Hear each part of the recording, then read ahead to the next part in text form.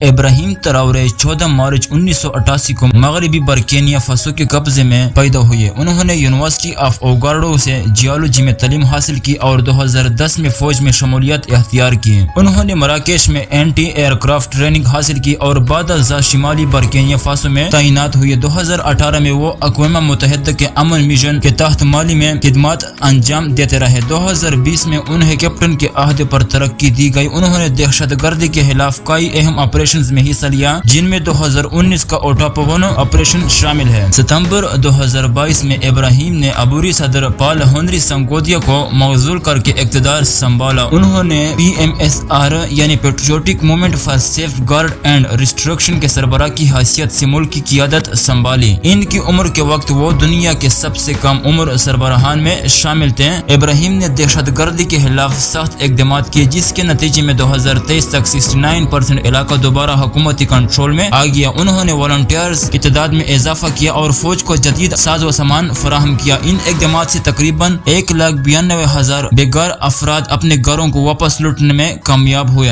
ابراہیم نے IMF اور world bank سے قرض لینے سے انکار کیا اور کہا افریقہ کو ورلڈ بینک، IMF، یورپ یا امریکہ کی ضرورت نہیں ہے۔ انہوں نے مقامی قرض ادا کیے، وزراء اور پارلیمنٹیرینز کی تنخواہ 30% کم کی، جبکہ سرکاری ملازمین کی تنخواہوں میں 50% اضافہ کیا۔ ان کی قیادت میں ملک کی GDP $18.8 بلین سے بڑھ کر $22.1 بلین ہو۔ انہوں نے ملک میں پہلی بار ٹماٹر پروسیسنگ پلانٹس اور سونے کی مشینری قائم کی تاکہ ہم مال کی برآمد کی بجائے مقامی سطح پر پروسیسنگ ہو سکے۔ انہوں نے غیر مصافی سونے کی برآمد پر پابندی عائد کی اور مقامی صنعت کو فروغ دیا۔